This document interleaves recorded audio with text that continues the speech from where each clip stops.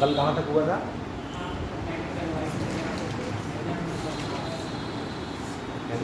Measurement of mass, उसमें जो लिखाया था वो लिखा नहीं था? लिखा सिस्टम ऑफ यूनिट उनके सीडीएस। नहीं, इसके बाद अरे वो टन क्विंटल सब चल हो चुका था ना कल, तो नोट नहीं किया था क्या?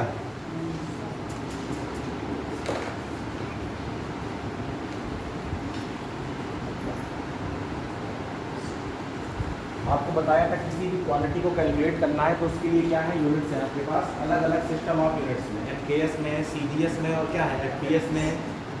तो एक यूनिट से दूसरे यूनिट में जाने के क्या होते हैं, ऑप्शंस भी होते हैं। क्या ऑप्शंस होते हैं कि अगर आप किसमें हैं, केजी में हैं, तो यहाँ से आप किस में जा सकते हैं, ग्राम में। एनकेएस से कहाँ चले गए, सीडीएस में। और क्या बताया था, कुछ और यूनिट्स होती हैं, जैसे आपको बताया था 1 क्विंटल,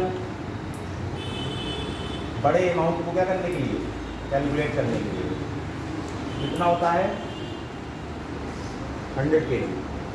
फिर क्या आता था 1 टन, मतलब 1000 kg।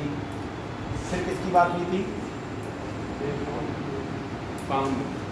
एक किसकी, पाउंड 0.04। ठीक क्लियर है। और एक बताया था आपको एएमयू, क्या बताया था, एएमयू। ए का मतलब था एटॉमिक मास और यूनिट। इसकी वैल्यू होती थी 1.66 10 की पावर -27 kg। तो अगर बहुत छोटी क्वांटिटी जैसे एटॉमिक मास कैलकुलेट करना है, एटम का मास, तो फिर किस में आ जाएंगे, एएमयू में, ठीक है ना। और अगर किसको कैलकुलेट करना, बड़े नॉर्मल, तो किलोग्राम, ग्राम। और अगर किस पे जाना है आपको, हैवी मासेस पे, तो फिर क्विंटल और टन। तो बड़े से बड़े कैलकुलेट हो गए और छोटे से क्या हो गए, छोटे कैलकुलेट हो गए। फिर बात किसकी आती है, मेजरमेंट ऑफ लेंथ।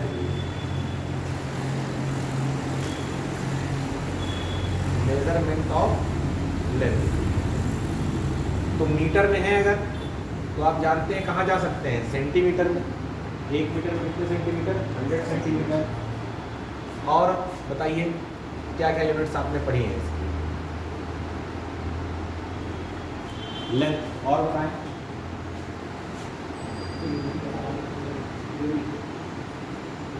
लेंथ के लिए क्या, किलोमीटर, किलो हो गया, किलो मतलब 1000।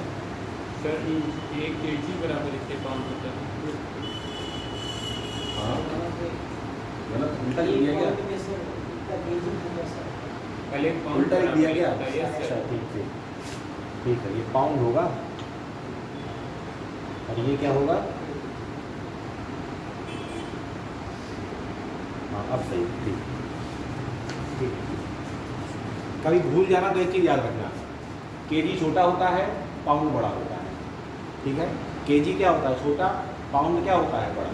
अगर कभी कंफ्यूजन हो जाए तो आप चेक कर लीजिएगा, केजी क्या होता है, छोटा, पाउंड क्या होता है, बड़ा। क्लियर है। हाँ अब आओ जरा इसमें लेंथ में बताओ। इसलिए पहले सुना है, पुराने ज़माने में वो चला करता था, जैसे मुहावरे हुआ करते थे, तो एक था मील का पत्थर। हाँ सुना है? मील का पत्थर। जैसे आप किसी रास्ते में जाते होंगे तो रास्ते में दूरी बताने के लिए आपको पत्थर गड़े मिलते होंगे। अब कानपुर 130 रह गया, अब 120 रह गया, अब 110 रह गया। पहले जो पत्थर हुआ करते थे ना, उनकी दूरी, अब जो दूरी आती है वो किलोमीटर में आती है। पहले दूरी आती थी मील, हिंदी में बोलते हैं मील, इंग्लिश में बोलते हैं माइल। हिंदी में बोलते हैं मील, इंग्लिश में क्या बोलते हैं, माइल। 1 माइल में कितने किलोमीटर, 4 हैं? 3।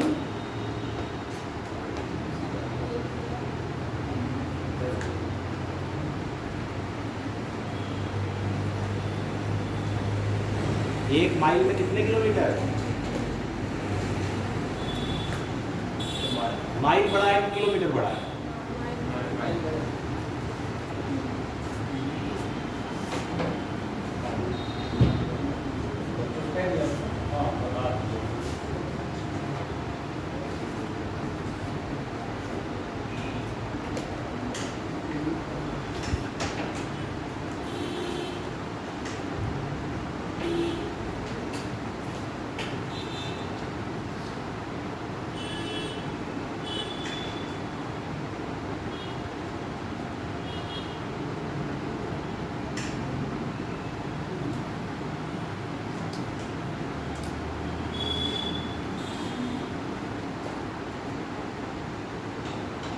माइल बड़ा होता है किलोमीटर? पक्का? अच्छा,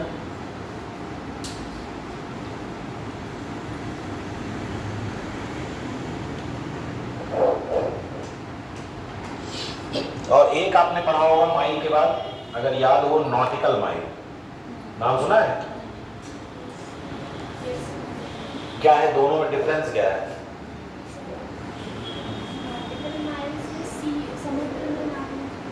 हाँ, जब आप लैंड में डिस्टेंस कवर करें, मतलब जमीन में रहें, तो किसकी बात करते हैं? माइल की। और जब आप किस में रहें? पानी में रहें, तो किसकी बात करते हैं? नॉटिकल माइल की। 1 माइल में होते हैं 1.65 किलोमीटर और 1 नॉटिकल माइल में होते हैं 1.8 किलोमीटर। क्लियर है? समझ रहे हैं? और एक छोटी यूनिट होती है एंगस्ट्रॉम, नाम सुना होगा? 10 की घाते -10 मीटर। ठीक है, ये क्या है? जैसे छोटी छोटी दूरी है तो एंगस्ट्रॉम में आ गई। एक और होता है नैनोमीटर, तो इससे बड़ा हो जाएगा ना। एक होता है फेंटोमीटर। क्या होता है? इसी को फर्मी भी बोलते हैं। 10 की घाते -15 मीटर। 10 की घाते -15 मीटर। क्लियर है? 10 की घाते -15 मीटर किसका साइज होता है? कुछ याद है? बहुत फेमस। और 10 की घाते -10, दोनों, ये दोनों नंबर्स बहुत फेमस है।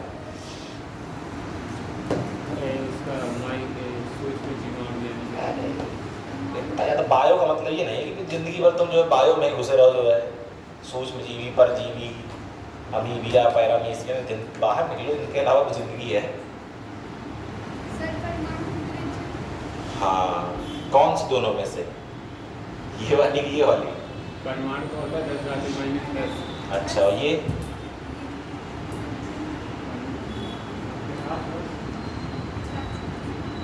वो तो अलग चीज हो गई। नाभिक। नाभिक परमाणु का जो आकार है उसका ऑर्डर होता है 10 की घाते -10 मीटर का। और जो नाभिक का आकार है उसका जो ऑर्डर होता है वो कितना होता है? 10 की घाते -15। रदरफोर्ड ने यही तो बताया था। रदरफोर्ड एटॉमिक मॉडल 11th में पढ़ा होगा, याद है कि नहीं? केमिस्ट्री में जिन्होंने केमिस्ट्री में पढ़ा उन्होंने 11th पढ़ा होगा, जिन्होंने फिजिक्स में पढ़ा उन्होंने 12th में पढ़ा होगा। रदरफोर्ड का एटॉमिक मॉडल। अरे अल्फा पार्टिकल स्कैटरिंग एक्सपेरिमेंट किया था, डिस्कवरी ऑफ न्यूक्लियस हुई थी, न्यूक्लियस का साइज बताया था कि बहुत ही टाइनी कोई एरिया है जहाँ पर पूरा पॉजिटिव क्या है? चार्ज रखा हुआ है, और बहुत छोटा है किसके कंपेयर में? एटम के साइज के कंपेयर में। तो आप देख सकते हैं इससे कितना है? 10⁵ यानी कि 1 लाख गुना छोटा। मतलब अगर आप इस कमरे को परमाणु मान लें तो मान के चलिए ऑलमोस्ट एक डॉट के बराबर क्या आएगा? नाभिक आएगा। समझ रहे हैं? 1 लाख गुना क्या करना है? छोटा। परमाणु के आकार से 1 लाख गुना छोटा क्या है आपका? नाभिक का आकार। क्लियर है? तो ये दूरी नापने के कुछ क्या हो गए? तरीके हो गए। समय के बारे में आप जान ही रहे हैं, 1 मिनट में 60 सेकेंड, 1 घंटे में 60 मिनट और 3600 सेकेंड। तो वो टाइम के बारे में कोई बात करने का स्पेशल मतलब नहीं है। अब वहाँ चलते हैं जहाँ से क्वेश्चन एग्जाम में मिलेगा। नोट कर लीजिए, सीधे पहुँचते हैं डायमेंशन में। हो गया? कर लो।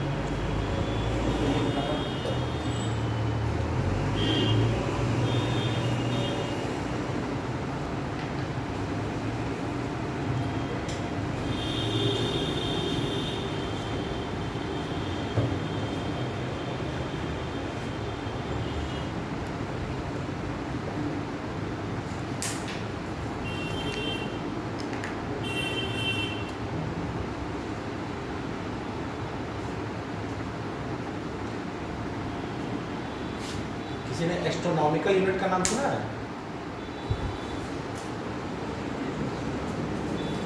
सुना है किसी ने नाम? ये भी डिस्टेंस को कैलकुलेट करने के लिए यूज करते हैं। सुना किसी ने नाम? कितनी होती है इसकी वैल्यू? नहीं यार, 1.496 इंटू 10 की पावर 11 मीटर। क्या है ये एस्ट्रोनॉमिकल यूनिट?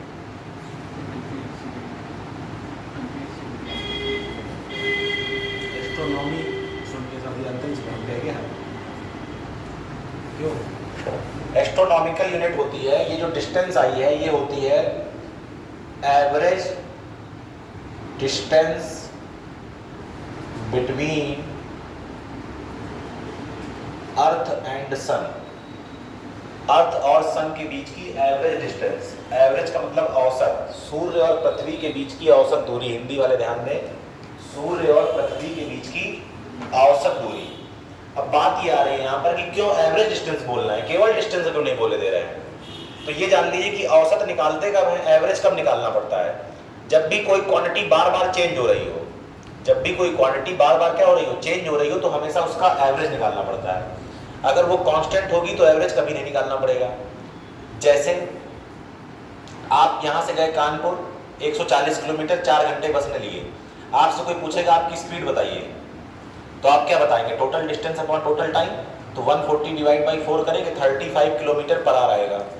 तो ये 35 किलोमीटर पर आवर आपने क्या बताया? आपने एवरेज स्पीड बताई। स्पीड नहीं है ये, क्या है? Average speed.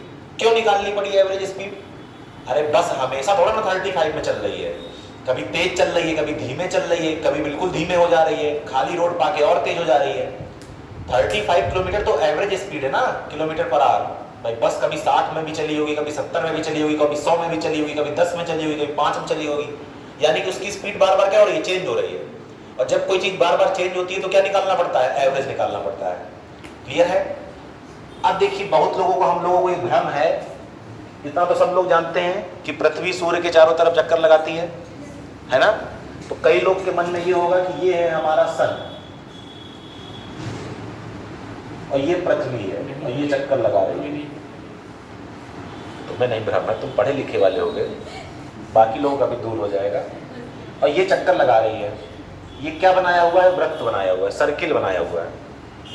क्या गलती है इसमें? इसमें सूर्य जो बहुत बड़ा है। अच्छा, आओ आओ, बताओ बताओ बताओ। अब गलत हो गई। नहीं, आओ ना, तुम बताओ तो। सूर्य बड़ा बनाते हैं, इतना बड़ा? जो पृथ्वी है वो सूर्य से बहुत छोटी होती है। सूर्य बहुत बड़ा होता है, तो जो पृथ्वी होती है वो सूर्य के अंदर ही तो होती है। मतलब उसका एक उपग्रह है जो उसी के पास। अच्छा, उसी के अंदर, घर के अंदर है ना? क्या कर रहे हो तुम? कहाँ, क्या है तुम्हारी लास्ट क्वालिफिकेशन? क्या है? किस साल का रिजल्ट का इंतजार कर रहे हो ना? किस स्कूल में थे? Gandhi government inter college. कहाँ है ये? ओरन में। बढ़िया, सही है। तो ओरन वालों का भविष्य खतरे में है। हनुमान जी बने जा रहे हैं। सूर्य कहाँ है? मुंह के अंदर। पृथ्वी कहाँ है? सूर्य के अंदर। हम लोग नॉर्मली जो बात करते हैं, क्या बात करते हैं कि पृथ्वी सूर्य के चारों तरफ चक्कर लगा रही है।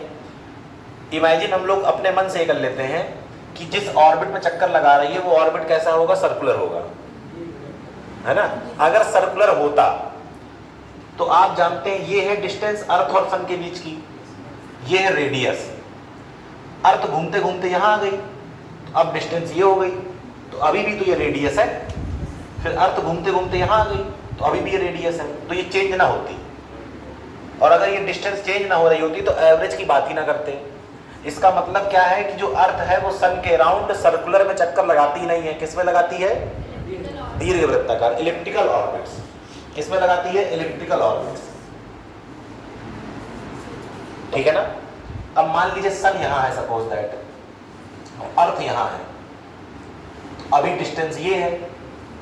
फिर जब ये अर्थ यहां आएगी तो ये डिस्टेंस कम होकर ये हो जाएगी। फिर जब अर्थ घूमते घूमते यहां आएगी तो डिस्टेंस कम होकर ये हो जाएगी। फिर जब अर्थ यहां आएगी तो डिस्टेंस ये हो जाएगी। डिस्टेंस बार बार क्या हो रही है? चेंज हो रही है। तो इसलिए क्या निकाला हमने? औसत निकाला, एवरेज निकाला। तो ये क्या है? Average distance between earth and sun. और एक चीज जान लीजिएगा, अभी आप लोगों ने लास्ट जो सबसे लेटेस्ट एटॉमिक मॉडल पढ़ा होगा वो पढ़ा होगा बोर एटॉमिक मॉडल। है ना, बस बोर के बाद इंटर खत्म हो जाता है। शुरुआत कहाँ से करते हैं? थॉमसन से। तो जो पंपकिन मॉडल है उसको किसने खराब किया? उसके चेले ने, किसने? थॉमसन ने। फिर थॉमसन का मॉडल किसने खराब किया? सॉरी, थॉमसन के मॉडल किसने खराब किया? रदरफोर्ड ने। Rutherford is a student of, was a student of Thomson. फिर रदरफोर्ड के चेले कौन आए? Niels Bohr. उन्होंने रदरफोर्ड की धज्जियां उड़ा दी। नील्स बोर का परमाणु मॉडल हमारे में एटॉमिक मॉडल जो है वो सबसे लास्ट है। तो हम लोग में जो गलत पढ़ते पढ़ते सबसे लास्ट में पढ़ते हैं उसको सही मान लेते हैं, सही नहीं है। एटॉमिक मॉडल जो बोर का, उसमें बहुत सारी कमियां हैं, उसको आगे चल के दूर किया गया। बोर के एटॉमिक मॉडल में भी यही माना गया है कि किसमें लगाते हैं चक्कर? सर्कुलर ऑर्बिट में।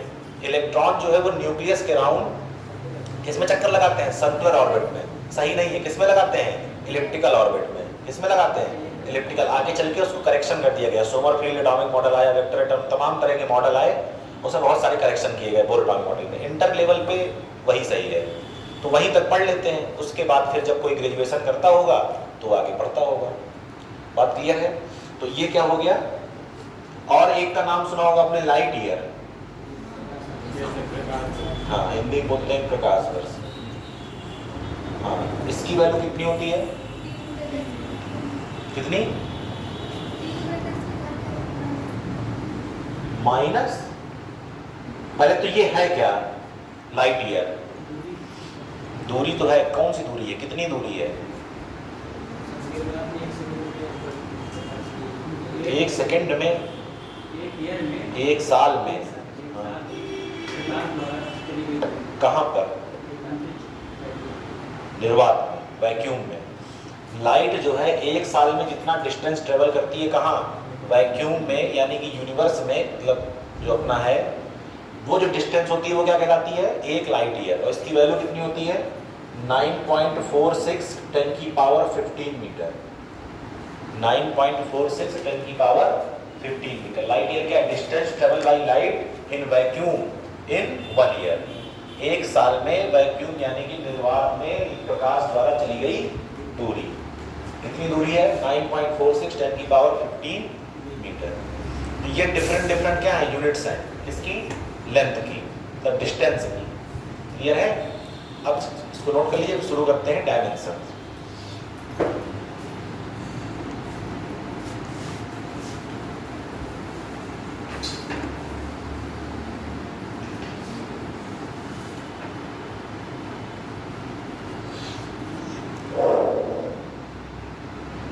बेटाएं,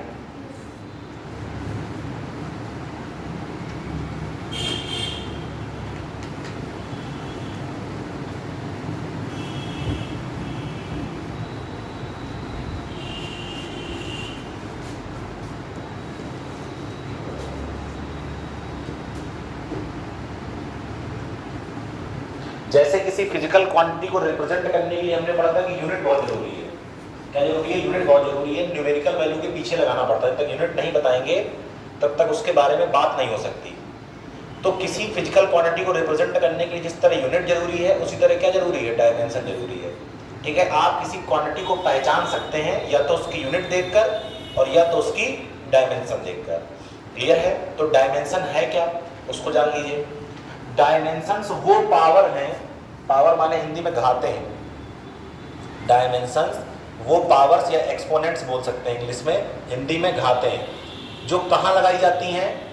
जो आपकी फंडामेंटल क्वांटिटीज थी उनके ऊपर। क्या करने के लिए? किसी फिजिकल क्वांटिटी को रिप्रेजेंट करने के लिए। Dimensions are the powers which are raised to, कहाँ? To fundamental quantities to represent a physical quantity. मतलब अपने पास फंडामेंटल क्वांटिटी जानते हैं ना, कितनी थी? 7। Mass, time, length, current, temperature, amount of substance और लुमिनस इंटेंसिटी। इनके ऊपर जो पावर्स लगाई जाती हैं वो पावर्स क्या कहलाती हैं? डायमेंशन कहलाती हैं। क्लियर है? अब ऐसे सब कोई मिनिमम 11th पास हो चुका है। जब आप 11th में जाते हैं तो सबसे पहले आपको यही चैप्टर मिलता है और ये चैप्टर से बहुत डर लगता है। उस डर लगने का एक कारण ये है कि इसको पढ़ाने की टाइमिंग बहुत गलत होती है। डायमेंशन में कुछ नहीं है। अब तुमने पहला चैप्टर खोला, उसे 50 फार्मूले तुमको दिखा दिए उसने। वो फार्मूले 50 ऐसे हैं जो आपको थ्रू आउट पूरी अपनी बुक में पढ़ना है। 2-4 पहले चैप्टर में, 2-4 दूसरे चैप्टर में, 2-4 तीसरे चैप्टर में, 2-4 चौथे चैप्टर में करते करते 50 हो जाएंगे। वो सारे 50 के 50 फॉर्मूले उन्होंने पहले चैप्टर में रख दिए कि इस फॉर्मूले की या इस क्वांटिटी की डायमेंशन निकालिए। डायमेंशन निकालने में जो केवल रोल है वो किसका है? फॉर्मूले का। अगर आपको किसी क्वांटिटी का फॉर्मूला आता है तो उसकी डायमेंशन निकालना चुटकियों का खेल है, और फॉर्मूला नहीं आता है तो किसी भी हाल में डायमेंशन निकल नहीं सकती है। अब मान लो तुमने तीसरा चैप्टर पढ़ा तो तुमने 4-6 फॉर्मूले पढ़ लिए, अब तुमने वो चैप्टर पढ़ा है, तुमने उसके न्यूमेरिकल लगाए हैं तो तुमको फॉर्मूले याद हो गए। फॉर्मूले अपने आप याद हो गए, हमको याद करना नहीं पड़ा। हमने केवल डायमेंशन का कॉन्सेप्ट सीखा डायमेंशन के चैप्टर में, उसके बाद फॉर्मूले हमको याद होते जा रहे हैं, डायमेंशन हमको आती जा रही है। अब पहले चैप्टर में बैठ के हम 25 चैप्टर के फॉर्मूले याद करें और फिर उनकी डायमेंशन निकालें तो काम 2-3 गुना क्या हो गया? टफ हो गया। इसलिए लड़का पहले इस चैप्टर में सरेंडर कर देता है डायमेंशन के नाम पे, और लास्ट तक 12th तक डायमेंशन नहीं निकाल पाता है, क्योंकि वो पहले घबरा गया कि डायमेंशन बहुत टफ, डायमेंशन बहुत बिल्कुल हलवा है ये, देखिए कैसे है। तो हमने क्या कहा कि फंडामेंटल क्वांटिटीज के ऊपर डायमेंशन जो पावर्स लगानी है तो पहले फंडामेंटल क्वांटिटीज की डायमेंशन देख लेते हैं, वही डायमेंशन हमारे काम आने वाली है। तो हमें केवल 5 का काम है। नंबर 1 पे मास। मास के लिए यूज करते हैं कैपिटल M का, M फॉर मास। लेंथ के लिए यूज करते हैं किसका? कैपिटल L का। नंबर 3 टाइम, ये सब फंडामेंटल है। टाइम के लिए कैपिटल T का। नंबर 4 करंट, अब सीना कर देना, A फॉर एम्पियर। और नंबर 5 पे क्या आएगा? टेम्परेचर। टेम्परेचर के लिए K फॉर केल्विन, या कुछ बुक्स थीटा भी यूज करती हैं, ज्यादातर K या कुछ लोग थीटा। K फॉर केल्विन और थीटा भी कभी कभी टेम्परेचर के लिए यूज कर लेते हैं। बस इन्हीं 5 का काम है। मास M से हो गया, लेंथ L से हो गया, टाइम T से हो गया, एम्पियर A से हो गया, करंट, और टेम्परेचर K से केल्विन हो गया। कोई अभी तक कोई ऐसा काम नहीं था जो बहुत टफ लग रहा हो। अब शुरू करते हैं डायमेंशन कैसे लिखी जाती है। सबसे पहला फॉर्मूला वेलोसिटी, ठीक, डिस्प्लेसमेंट अपॉन टाइम, ठीक। फॉर्मूला याद है हमको। अब तुम्हें कोई कहे वेलोसिटी की डायमेंशन बताओ, अब वेलोसिटी का फार्मूला ना आता हो तो असंभव है इसको निकालना, इम्पॉसिबल। फार्मूला आता है तो कुछ नहीं है। डिस्प्लेसमेंट क्या लेंथ होती है? क्या लेंथ के लिए L लिखना पड़ेगा? लिख लिया। क्या टाइम के लिए T लिखना पड़ेगा? लिख लिया। डायमेंशंस लिखते वक्त डिनोमिनेटर यानी कि हिंदी में कहें तो हर, नीचे कुछ नहीं रखा जाता, सब कहाँ जाना है? ऊपर। तो इसकी पावर जहाँ कुछ ना लिखी हो तो 1 मान सकते हैं, तो जब ये ऊपर जाएगा तो पावर का साइन चेंज हो जाएगा, -1 हो जाएगा, तो ये क्या आ जाएगा? LP-1, और इसको डिब्बा में बंद कर दीजिए। यही हो गया आंसर। क्लियर है? बोलचाल की भाषा में यही आंसर है कि कोई पूछे वेलोसिटी की डायमेंशन LT-1, वेलोसिटी की डायमेंशन LT-1, लेकिन अगर आपको याद हो तो अभी अभी आपने डिफाइन किया था डायमेंशंस आर द पावर्स, घाते हैं, तो ये L और T नहीं, इनकी जो घाते हैं वो है डायमेंशन। अब देखो डायमेंशन लिखने के लिए आपको 3 चीजें हमेशा आपके पास होनी चाहिए, M, L और T। 3 क्या है डायमेंशन के? सबसे मेन पार्ट है M, L और T, मतलब मास, लेंथ और टाइम। अब यहाँ मास नहीं है तो जबरदस्ती तो बना ना देंगे, जबरदस्ती बनाने का एक तरीका भी है। क्या? आप यहाँ लिख दीजिए M की पावर 0, ठीक, इसका मतलब M है ही नहीं।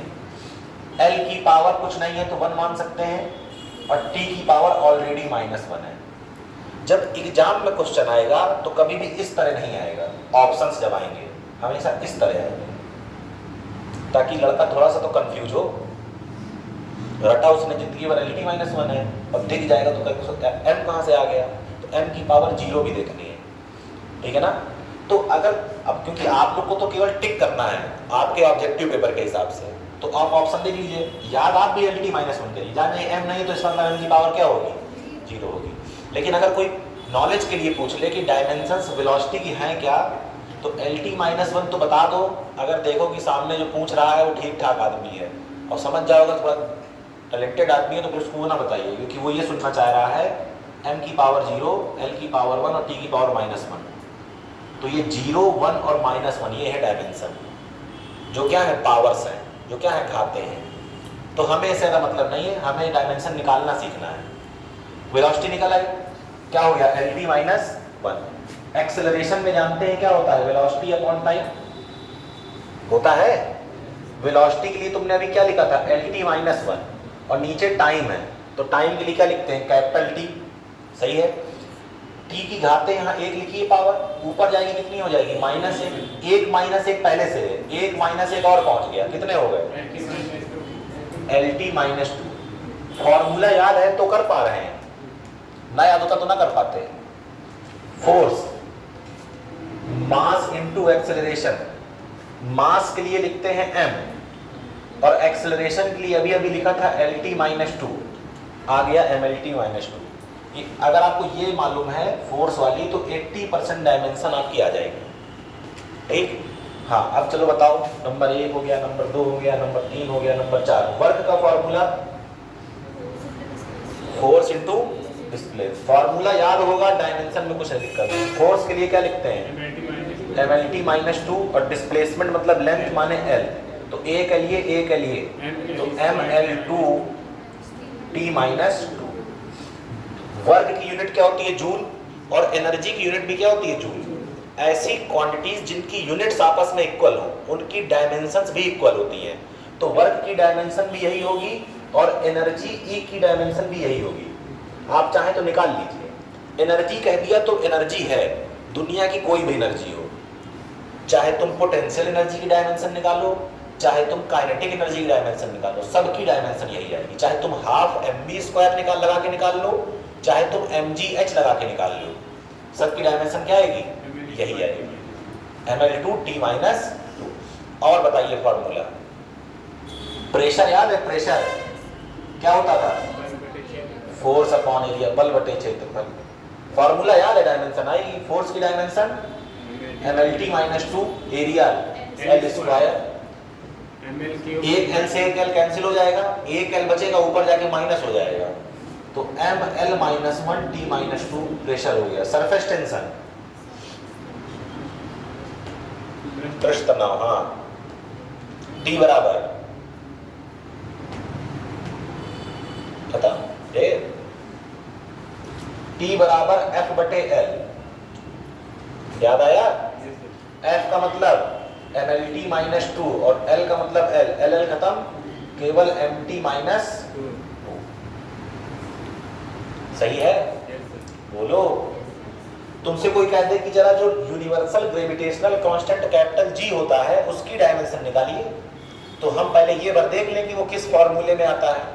तो हमें याद है कि न्यूटन का जो ग्रेविटेशनल फॉर्मूला था जी m1 m2/r² में आता है।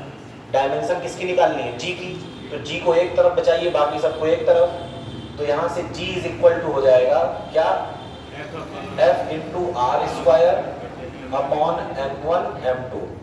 चलो f माने mlt माइनस 2, r स्क्वायर माने लेंथ का स्क्वायर यानी कि L2, और डिवाइड बाई m1 माने मास, और ये भी क्या है मास, माने कि m2।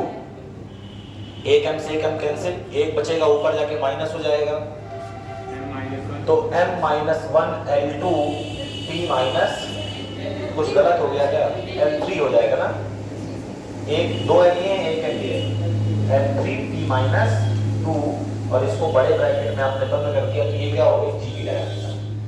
ठीक है, जो लोग 12th में होंगे या पास आउट हो रहे होंगे या पढ़ रहे होंगे, वो एक इलेक्ट्रिक फोर्स का फॉर्मूला पढ़ चुके होंगे, K Q1 Q2/r², coulomb force पढ़ा है। इस K को क्या बोलते हैं,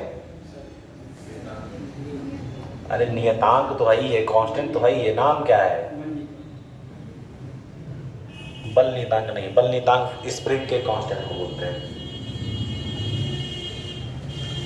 अरे यार इलेक्ट्रिक फोर्स है तो इलेक्ट्रिक कांस्टेंट बोलते हैं इसको, वैद्युत नियतांक हिंदी में, इंग्लिश में इलेक्ट्रिक कांस्टेंट। अब कोई कहे इलेक्ट्रिक कांस्टेंट की डायमेंशन बताओ, तो ठीक है, के तक पहुंच गए, के को बचाइए, बाकी सबको एक तरफ भेजिए, तो K is equal to F R square upon Q1 Q2। F का मतलब mlt माइनस 2, आर स्क्वायर का मतलब L2। चार्ज का जान रहे ना, कल बताया था, अच्छा कल नहीं बताया, आज ही बता रहा है। देखिए I बराबर होता है Q/T, तो Q बराबर हो जाएगा IT, हो जाएगा कि नहीं। I का मतलब करंट, करंट का माने कैपिटल A, और टाइम का मतलब t, तो चार्ज की डायमेंशन होती है at, तो यहाँ भी चार्ज यहाँ भी चार्ज, तो a2 और t2, सही है। चलिए सबको ऊपर ले जाना, नीचे कुछ ना बचना चाहिए।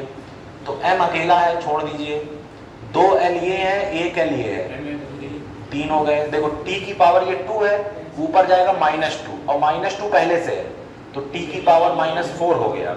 a की पावर 2 ऊपर जाएगी तो क्या हो जाएगी, a की पावर -2। ये क्या हो गई, डायमेंशन ऑफ इलेक्ट्रिक कांस्टेंट, सही है। एक और डायमेंशन, परमिटिविटी, वैद्युतशीलता, एप्सिलॉन, याद है, इसी फॉर्मूले से आएगा वो भी। क्या लिखेंगे, जो भी नंबर हो, F बराबर 1/4 pi epsilon Q1 Q2 by R square. 0 epsilon 0 नहीं है, वो एप्सिलॉन नॉट है। पहली बात तो शुद्ध जो देसी मास्टर हैं वो यूज करते हैं एप्सिलॉन 0, है ना। 0 जानते हैं कि इसको 0 मान लिया, 0 नहीं, वो नॉट पढ़ते हैं उसको इस तरह, एप्सिलॉन नॉट। और जब आपने यहाँ एप्सिलॉन नॉट लिख दिया तो आपने अपने आप को बाउंड कर लिया कि मीडियम हमारा क्या है, एयर है। तो हमें कहा थोड़ा ना किसी ने कि मीडियम एयर है, कोई भी मीडियम हो सकता है।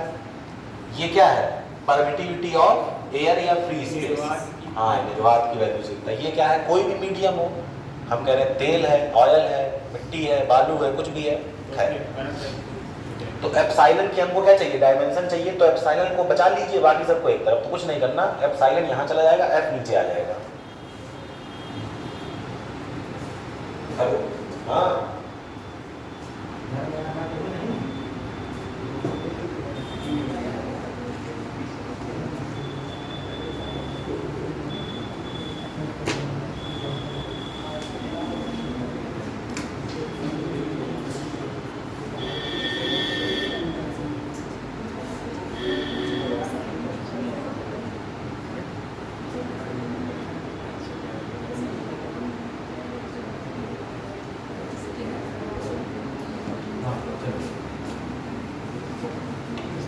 एप्सिलॉन को यहाँ भेज दो, तो यहाँ से ज़रा ध्यान से देखो, एप्सिलॉन हो जाएगा 1/4 पाई F Q1 Q2 upon R square.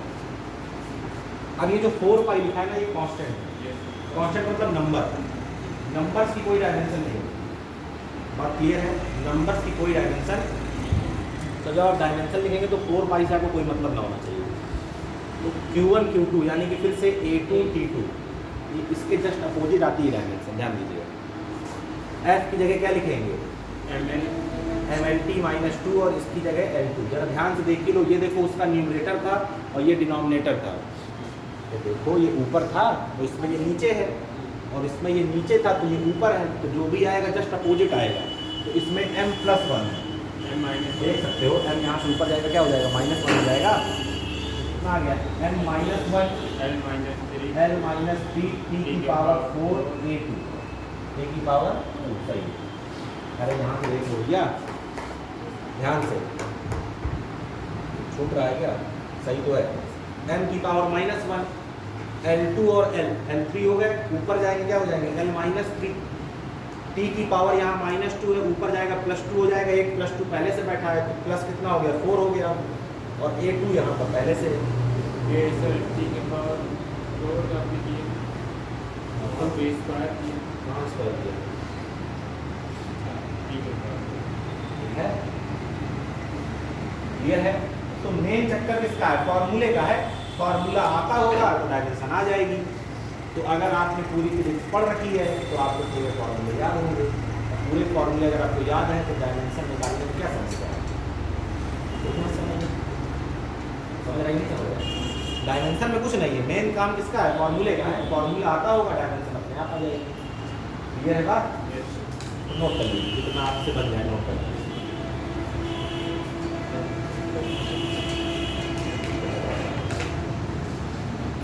जो जो दिखता जाए उसको नंबर डाल डाल के नोट करते जाइएगा।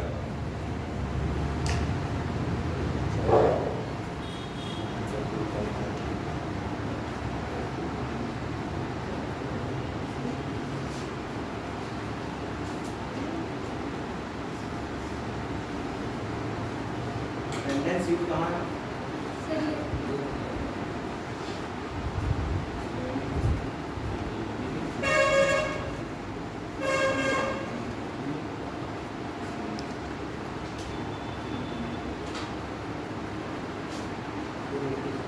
चले गए हैं क्या?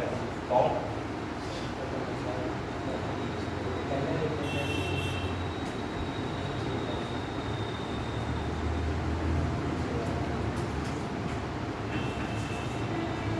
एक तो आदित्य तुम हो गए और एक आदित्य कौन है? कोई है यहाँ अभी? अच्छा,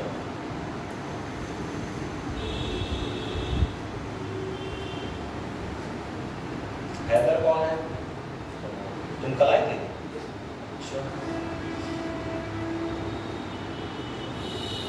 अच्छा, वो मनु था पिछले बैच का लड़का।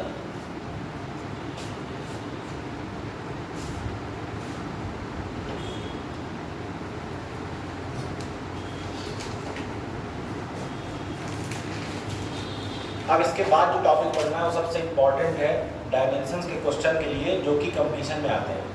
Principle of homogeneity. क्या है? Principle of homogeneity. डायमेंशन निकालना आप सीख चुके हैं, अब उसका यूज कैसे करना है प्रिंसिपल ऑफ होमोजेनिटी वो बताएगा। इसको जल्दी से नोट कर लीजिए, कितना हो जाए फिर आगे बढ़ेंगे।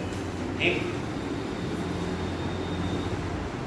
ये सब बेसिक है, बस इतनी डायमेंशन में आपका फिलहाल का काम हो जाएगा, बाकी आपको फॉर्मूले आते रहेंगे तो आपका काम होता रहेगा। ठीक है, सीधी सी बात इतना तो जान ही रहे हो कि अगर नीट के पेपर में डायमेंशन पूछेगा तो फोर्स की डायमेंशन ना पूछ लेगा तुमसे, इतना तो तुम्हें भी कॉमन सेंस होना चाहिए। तो फॉर्मूले आप याद करते रहिए और उसकी डायमेंशन निकालते रहिए। कोई भी फार्मूला होगा वो बेसिक फार्मूला ब्रेक हो ही जाएगा। जैसे आपको अगर याद हो तो एक फार्मूला है आपका पोटेंशियल डिफरेंस, है ना?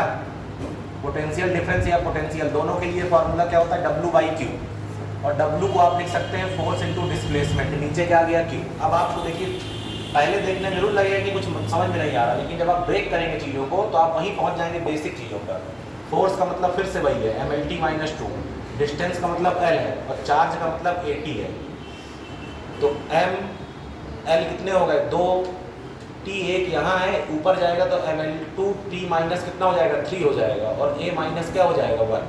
किसकी डायमेंशन आ गई? पोटेंशियल या पोटेंशियल डिफरेंस की। क्लियर है? समझ रहे हैं नहीं समझ रहे हैं? सब कुछ वही है, बस आपके पास जो फार्मूला आएगा उसको ब्रेक करना सीख लीजिए। ठीक है ना? जैसे पूछ लेता है कभी कभी, जो लोग 12th पास आउट हुए होंगे या एग्जाम रिजल्ट का इंतजार कर रहे होंगे, उन्होंने मैग्नेटिक फील्ड का नाम सुना होगा। तो मैग्नेटिक फील्ड की डायमेंशन पूछ लेता, अभी 2016 या 15 या 17 में ऐसे पूछी गई थी मैग्नेटिक फील्ड की डायमेंशन। तो आपको कोई भी फार्मूला अगर मैग्नेटिक फील्ड का आता है, कोई भी फार्मूला, तो आप वहाँ से डायमेंशन निकाल सकते हैं। जैसे एक फार्मूला होता है force is equal to I/BL, आगे भी होता है साइन थीटा, तो हमें उससे मतलब नहीं है, क्योंकि अभी हम लोग लिखेंगे नोट करके जितने भी एंगल्स हैं, मतलब एंगल्स मतलब trigonometric function, sine cos tan, ये सब डायमेंशन लेस होते हैं, इनकी कोई भी डायमेंशन होती है। अगर कहीं आपको दिख जाए फॉर्मूले में, इनको भूल जाइए। क्लियर है? पावर्स जितनी होती हैं सब क्या होती हैं? Dimension less. अरे कभी इस तरह देखा है क्या कि E की पावर 2 किलोग्राम या 10 की पावर 5 किलोमीटर? पावर्स हमेशा क्या होती है? नंबर्स, और नंबर्स क्या होता है? Dimension less. तो पावर हमेशा क्या होती है? डायमेंशन लेस, और ट्रिग्नोमेट्रिक फंक्शन हमेशा क्या होते हैं? Dimension less. तो अब ये फॉर्मूला है हमारे पास, F is equal to I/BL। हमसे पूछ रहा है मैग्नेटिक फील्ड की डायमेंशन भाई, तो हमने मैग्नेटिक फील्ड के 25 फार्मूले पढ़े हैं जब हम पढ़ते हैं 3-4 चैप्टर मैग्नेटिक फील्ड के 12th में, चैप्टर 4th, 5th और 6th। कोई एक फार्मूला मैग्नेटिक फील्ड का उठा लीजिए, सबसे आसान फार्मूला ये दिख गया, इसको उठा लीजिए, F बराबर I/BL। Force is equal to I माने करंट, B माने मैग्नेटिक फील्ड और L माने लेंथ। अब तुम्हें किसकी डायमेंशन निकालनी है? B की निकालनी है, तो B को यहाँ बचा लो और F अपॉन क्या हो जाएगा? IL। अब क्या F नहीं जानते हो? mLT-2, करंट नहीं जानते हो A, और लेंथ नहीं जानते हो L, L से L खत्म, तो MT-2 A-1 किसकी डायमेंशन आ गई? Magnetic field. फॉर्मूला आता है तो डायमेंशन आएगी। डायमेंशन में कुछ है ही नहीं की जो ना है, 4 तो चीजें हैं, मास, लेंथ, टाइम, करंट। इसका यूज कहाँ होगा? जब तुमसे थर्मोडायनेमिक्स की किसी क्वांटिटी की डायमेंशन पूछेगा, जैसे thermal conductivity, thermal resistance, formula आता है, आराम से आ जाएगा। ठीक है, थर्मल रेजिस्टेंस का फार्मूला था L/KA, L/KA। L आप जानते हैं, A आप जानते हैं, R आप जानते हैं, K निकाल लेंगे। फार्मूला आता है तो काम होगा, नहीं आता है तो काम असंभव है। फार्मूला आना चाहिए। क्लियर है? नोट हो गया यहाँ तक? आगे बढ़े, चलिए।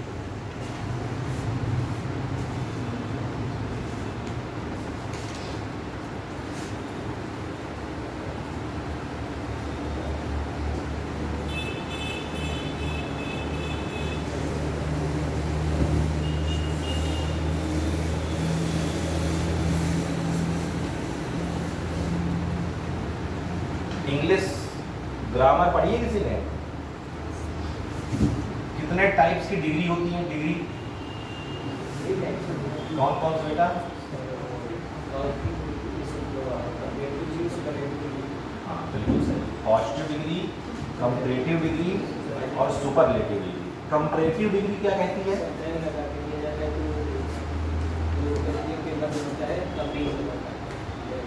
किसके किसके बीच हो सकता है, किसके किसके बीच नहीं हो सकता है? कुछ नियम है कंपैरेटिव डिग्री के। आदमी का कंपेयर कुर्सी से कर सकते हैं? लिविंग का लिविंग से, नॉन लिविंग का लिविंग से, मतलब एक जैसों का एक जैसे से, दूसरे का दूसरे से, इधर उधर नहीं कर सकते। इसी पर बेस्ड है हमारा principle of homogeneity of dimension. Hindi मालूम है किसी को इसकी? इसको कहते हैं विमा की समांगिकता का सिद्धांत।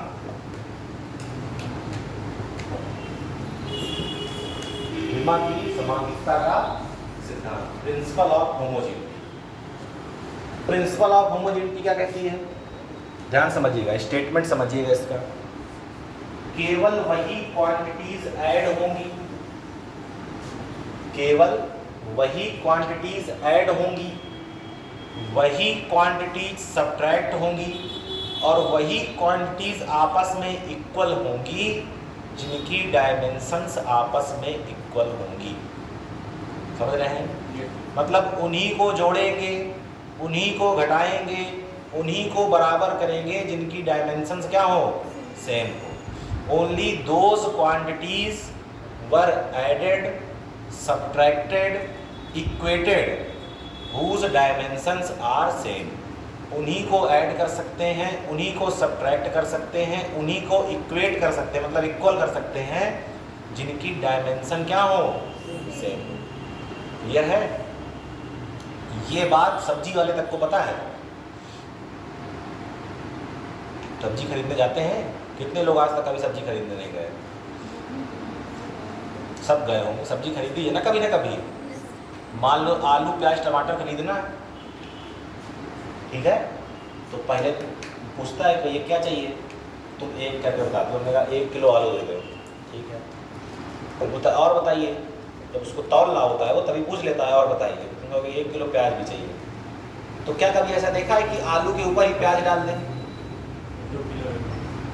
2 किलो रख दे? नहीं रखेगा। पहले आलू अलग कर लेगा, फिर प्याज डालेगा, प्याज को तौलेगा, फिर अलग पन्नी में प्याज को भरेगा, फिर 1 किलो टमाटर तौलेगा, फिर टमाटर को अलग पन्नी में आपको दे देगा। ऐसा तो है नहीं कि सीधे 3 किलो रख लिया, ला उसी में आलू डाल दे रहे हैं, उसी में प्याज डाल दे, उसी में टमाटर डाल दे रहे हैं। क्यों होता है क्या ऐसा मिस्टर अभ्युदय? सही है? नहीं होता ना ऐसा, क्योंकि उसको मालूम है, उसने कंपैरेटिव डिग्री भी पढ़ रखी है कि आलू का कंपेयर आलू से होगा, प्याज का कंपेयर प्याज से होगा और टमाटर का कंपेयर किससे होगा? टमाटर से होगा। समझ रहे हैं? उसको आता है, उसको डायमेंशन, ये प्रिंसिपल भी आता है। अब इसका यूज कैसे, क्वेश्चन कैसे बनते हैं? जैसे मान लीजिए आपको दिया है the displacement of a particle is given as S is equal to A plus BT plus CT square. एक इक्वेशन दे दी आपको, इसमें आपसे बता दिया कि जो S है वो डिस्प्लेसमेंट है, क्या है? जो T है वो क्या है? टाइम है।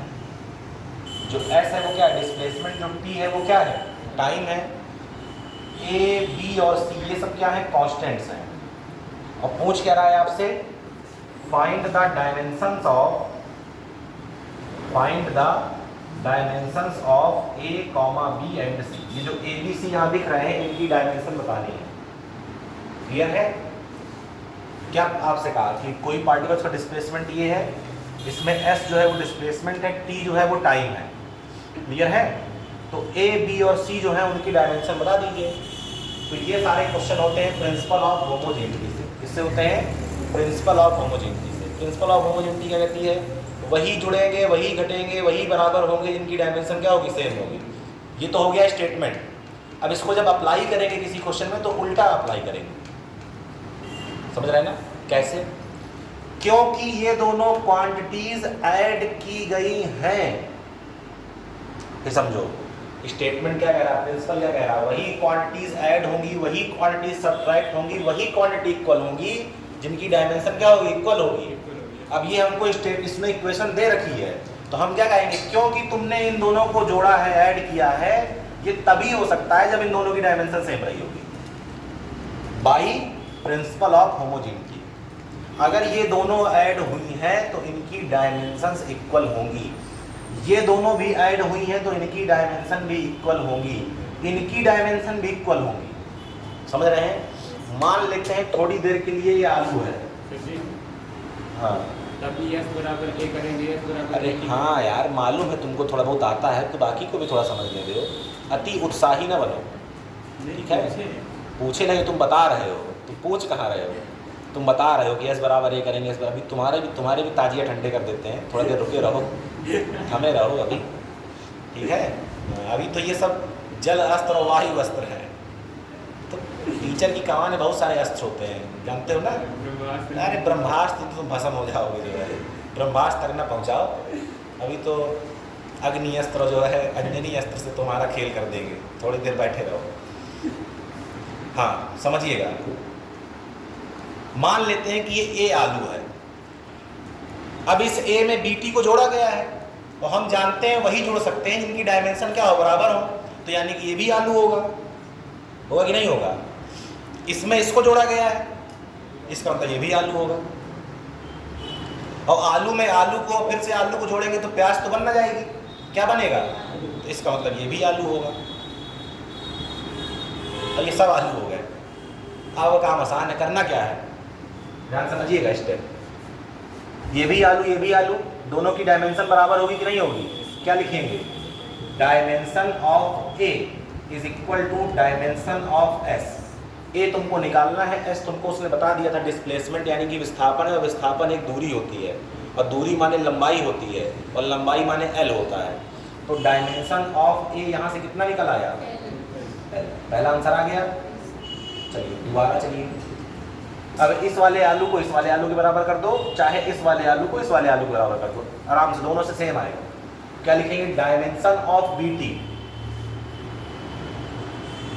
डायमेंशन ऑफ बीटी, ये पूरा है आलू, बराबर dimension of S, dimension of S. हमको निकालना क्या है? Dimension of B. टी यहाँ मल्टीप्लाई में, नीचे ले जाइए, कहाँ चला जाएगा? डिवाइड में, तो यहाँ क्या बचेगा? Dimension of B is equal to dimension of S by T. अब तुमको सब मालूम है कि डायमेंशन ऑफ बी हमको निकालना है, डायमेंशन ऑफ एस माने एल और डायमेंशन ऑफ टी माने कैपिटल टी। नीचे कुछ रखते नहीं है, ऊपर ले जाते हैं तो एल टी माइनस 1 हो जाएगा, डिब्बा में बंद कर देंगे, क्या आ जाएगा? Dimension of T. चलिए तीसरे पे चलिए, क्या लिखेंगे? Dimension of C T square is equal to dimension of S. निकालना किसकी है? सी की, तो dimension of C is equal to dimension of S upon T square. S की डायमेंशन एल और टी स्क्वायर की डायमेंशन T2, तो L T minus 2, ठीक है। और क्वेश्चन में क्या पूछ सकता है? ये ना पूछेगा मान लो कि फाइंड ए बी सी, कह देगा बताइए इनमें से सी क्या है। पूछ ले अगर कि बताइए इस इक्वेशन में सी क्या होगा, अब क्या मालूम क्या होगा? मालूम है भैया, एल टी माइनस 2 इसकी डायमेंशन आ रही है, इसका मतलब ये एक्सेलरेशन है। ये किसकी डायमेंशन होती है? एक्सेलरेशन की। पूछ ले बी क्या है? वेलोसिटी है। एल टी माइनस 1 किसकी डायमेंशन है? वेलोसिटी। तो इस तरह भी आ सकता है या इस तरह भी आ सकता है कि इस इक्वेशन में बताइए सी और बी क्या क्या है। तो आप पहले उनकी डायमेंशन निकालेंगे, कहाँ से? प्रिंसिपल ऑफ होमोजेनिटी से, और डायमेंशन देख के पहचानेंगे कि क्या है। एल टी माइनस 1 किसकी डायमेंशन? वेलोसिटी में। एल टी माइनस 2 किसकी डायमेंशन? एक्सेलरेशन। क्लियर है? छात्रों हाँ, इसका स्टेटमेंट लिख लीजिएगा पहले, हेडिंग डालने के बाद एक लाइन में लिख लीजिए। इंग्लिश में बोल दें, हिंदी में चलेगा? इंग्लिश चलेगी। देखिए, only those quantities only those quantities are added, only those quantities are added, comma subtracted, comma subtracted and equated, comma लगाइए, whose dimensions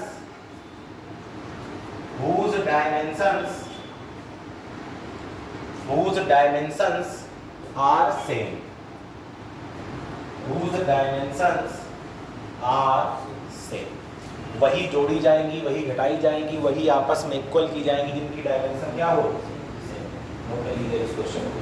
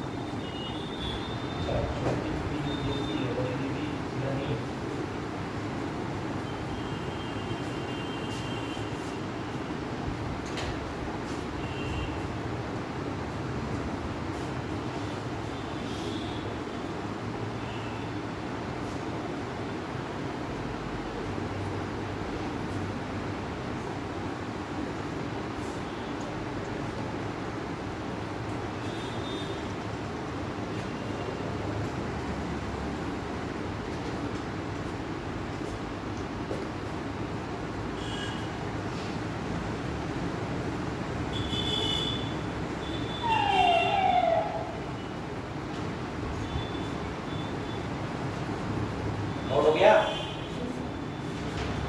आगे बढ़े, इधर का तो हो गया।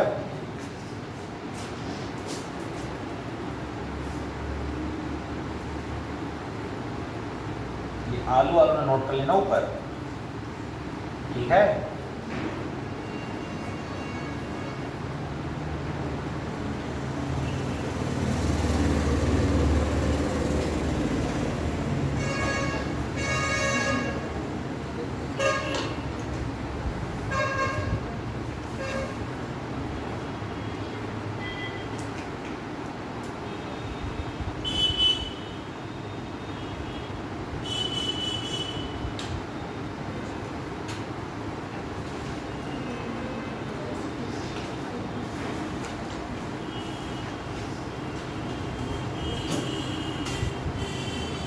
अगला क्वेश्चन क्या कह रहा है, the velocity of a particle is given as v is equal to a plus B C plus D upon C minus T. v velocity है, t टाइम है, a b c और d क्या है, constants. तो a b c और d की क्या निकालनी है, डायमेंशन। ठीक है, सेम कॉन्सेप्ट लगाना है, प्रिंसिपल ऑफ होमोजेनिटी, और आंसर निकालना है। ये नोट हो गया यहाँ सबका, ये मिटा दे सॉल्यूशन। चलिए सॉल्व करिए। सर आपने कहा था कि इन सब की डायमेंशन सेट होती है, हाँ। तो कहाँ से मापा? कैसे से नहीं आ रही है, एक में एल आ रहा है, एक में तो भाई कॉपी में आगे बता रहा हूँ।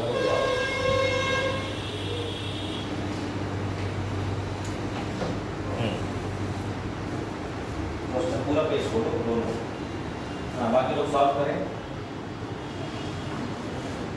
इसकी डायमेंशन एल है, इसकी एल है, सही है बराबर।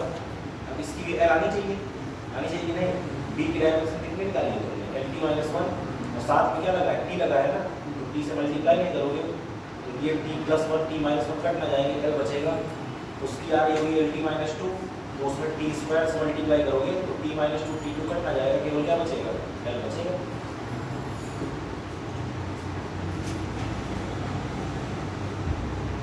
आंसर निकालिए इसका।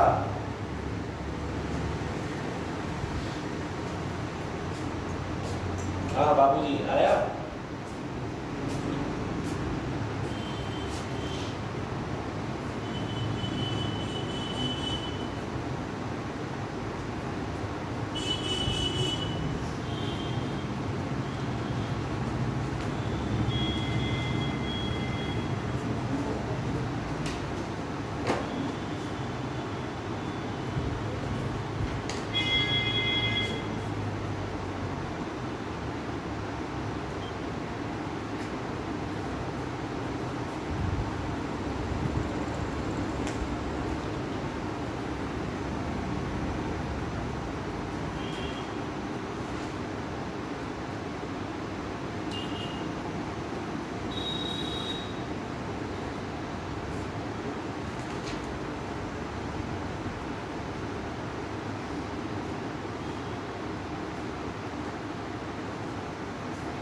आ गया?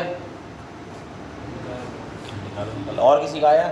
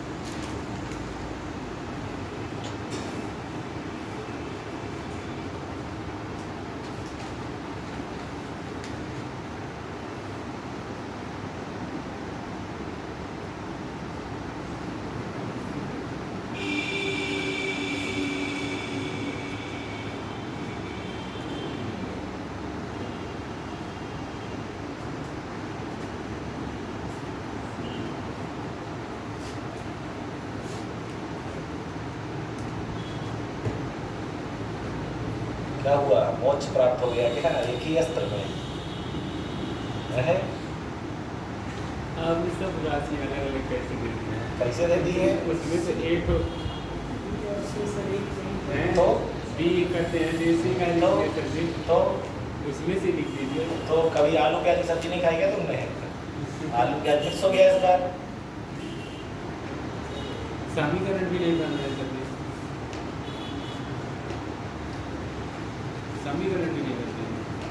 तुम तो छुरछुरिया से जो ढेर हो है, अस्त्रों की तो बात ही नहीं पड़ी। चलिए देखिए, चलिए सिस्टम वही है, क्योंकि ये सब क्वांटिटीज आपस में ऐड की गई हैं तो सबकी डायमेंशन क्या होगी? बराबर। सही है?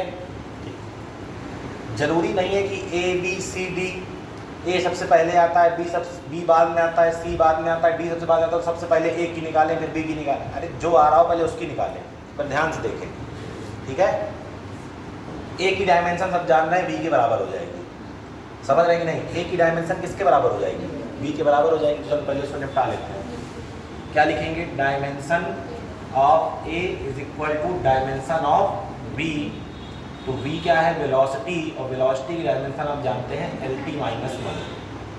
ठीक है, इसका काम हो गया। ठीक, अब चलिए आगे चलते हैं। d upon C minus T. ये c और t आपस में क्या किए गए हैं? c और t आपस में क्या किए गए हैं? घटाए गए हैं। इसका मतलब इनकी डायमेंशन आपस में इक्वल होगी कि नहीं होगी? क्या लिखेंगे? ये पहला हो गया। दूसरा, dimension of C is equal to dimension of T.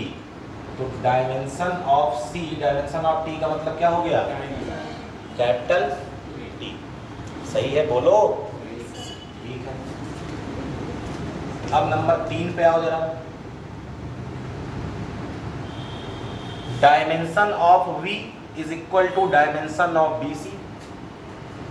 होगा कि नहीं होगा? Dimension of BC is equal to dimension of, निकालना किसकी है? B की, सॉरी B की। C को कहाँ ले जाएंगे? नीचे। तो डायमेंशन ऑफ किसकी? C की, किसकी? B की, is equal to dimension of B upon नीचे क्या जाएगा? C। डायमेंशन ऑफ B कितना होगा? LT माइनस 1, और ये कितना है? T।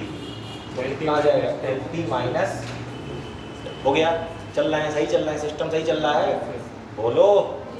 ठीक है, अब मेन बचता है डायमेंशन ऑफ T। बस यही थोड़ा सा कॉन्सेप्ट चेंज हो जाएगा। C निकालने में थोड़ा ना, इन दोनों में थोड़ा ना कोई झाम था, ये तो तुरंत आ गया। गलत जगह तुम फंसे थे, मेन चक्कर तो यहाँ D के साथ है। अगर हम सिंपल मैथमेटिक्स को फॉलो करें तो हम क्या लिखेंगे? Dimension of this is equal to dimension of this. करके देख लेते हैं एक बार। Dimension of B upon C minus T is equal to dimension of, क्या लिखेंगे? B। ठीक है, तो मैं निकालनी किसकी डायमेंशन है? D की निकालनी है। तो C और T को वहाँ ले जाओगे, C माइनस टी को, यहाँ डिवाइड में है, वहाँ मल्टीप्लाई में। अब जरा ध्यान से देखना, C की डायमेंशन तुमने निकाली है T, और T की डायमेंशन भी तुमने निकाली है T। तो तुम T माइनस टी को काट के क्या कर दोगे? 0। अब जहाँ तुमने 0 किया वहीं खेल क्या हो गया? खत्म हो गया। अरे आलू में आलू घटाएंगे तो आलू मिलेगा ना। कोई कहे 5 सेकेंड में 3 सेकेंड हटा दीजिए, तो 2 सेकेंड, 2 सेकेंड भी क्या है? टाइम है। तो ये C क्या था? तुम्हारा टाइम था, और ये T भी क्या है? टाइम।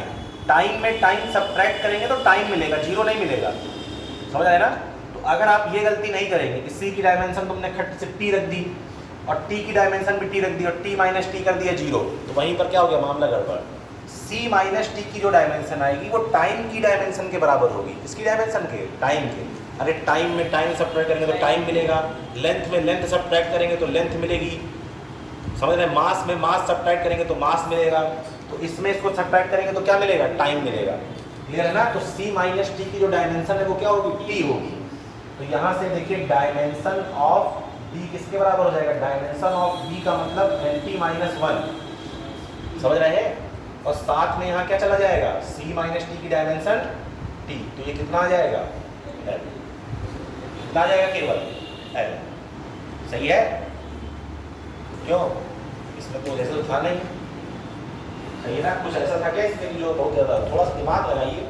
जरूरी नहीं कि हर चीज़ आसानी से मिल जाए कि अच्छा पिछली बार इसको इससे मिल गया था, ये इससे मिल गया था। कुछ ना कुछ जरूर क्वेश्चन में दिया होगा जहाँ से आंसर आना होगा। ऐसा क्वेश्चन थोड़ा ना होगा इसका सॉल्यूशन ना आए, है कि नहीं? तो यहाँ पर आपको C माइनस टी वो लिंक था जहाँ से आगे बढ़ना था। C की निकालते यहाँ से, तो यहाँ से B की आ जाती, और इसके बाद यहाँ से D की आ जाती। छाप लीजिए।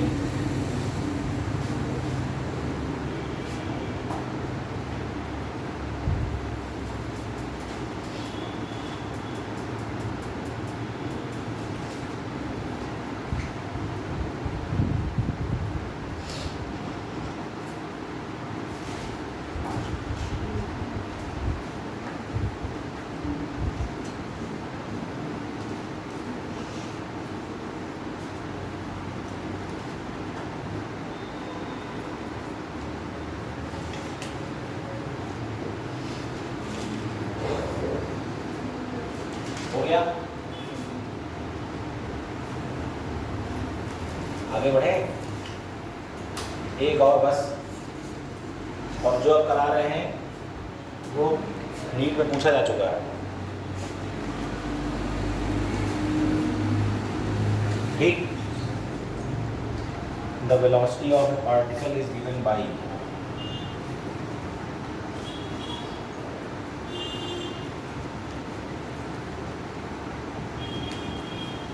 AT plus B upon C plus T. अब जो तुमने वो वाला कर लिया उसके आगे तुमको बिल्कुल हलवा लगेगा।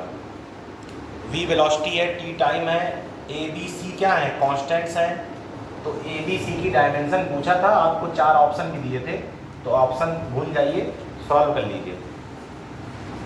अब तो आसान है, इसकी डायमेंशन बराबर इसकी डायमेंशन, तो ए की डायमेंशन हो जाएगी v अपॉन टी के, बी की dimension L T minus one, T ऊपर जाएगा एक और माइनस हो जाएगा एल टी माइनस टू आ जाएगा ए की डायमेंशन। समझ रहे हो कि नहीं? जी सर। और फिर यहाँ से c की डायमेंशन हो जाएगी t के बराबर, और c प्लस टी फिर से किसके बराबर आएगा? t की टाइम में टाइम ऐड करेंगे तो क्या आएगा? टाइम। तो यहाँ से b की डायमेंशन निकल आएगी, तो ए बी सी की डायमेंशन यहाँ से आप आराम से निकाल सकते हैं।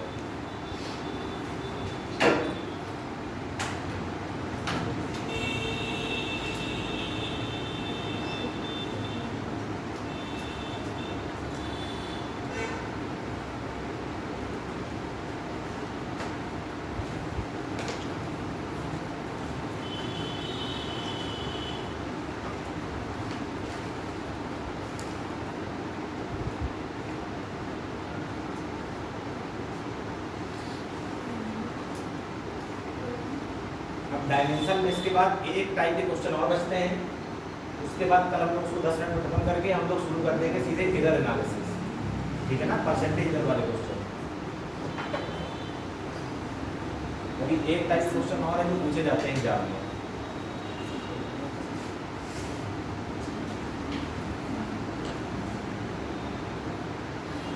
अब बाकी ये क्वेश्चन तो आते ही रहते हैं कि फलाने की डायमेंशन बताओ, इसकी डायमेंशन बताओ, उसकी डायमेंशन बताओ। इसके अलावा जो न्यूमेरिकल पोर्शन है उसमें एक टाइप के क्वेश्चन बनते हैं यहाँ से, और एक टाइप के क्वेश्चन जो कल कराएंगे उसमें क्वेश्चन क्या रहता है, जैसे हम लोग फंडामेंटल क्वांटिटी किसको मानना है, एम एल और टी को, उसमें कह देगा अगर ये ना हो फंडामेंटल क्वांटिटी, कह देगा हम फोर्स वेलोसिटी और टाइम को मानेंगे फंडामेंटल क्वांटिटी, और अमन तो बताओ एनर्जी की डायमेंशन क्या होगी, तो बताओ टाइम की डायमेंशन क्या होगी, डिस्टेंस की डायमेंशन क्या होगी। तो इस तरह के क्वेश्चन पूछे जाते हैं, उसको नोट कर लीजिए, हो गया।